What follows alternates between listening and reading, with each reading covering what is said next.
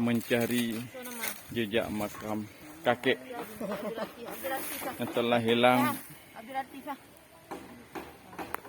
setelah 36 tahun di pemakaman umum Desa Blanglung, Kecamatan Bandar Baru, Lungkutu, Pidijaya, Provinsi Aceh. Makam kakek setelah 36 tahun menghilang.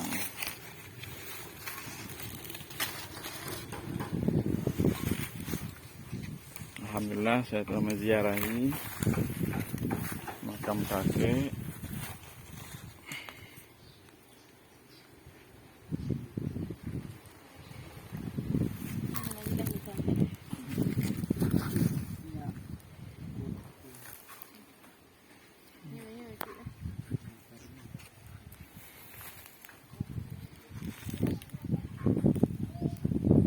Assalamualaikum ya ahlal kubur.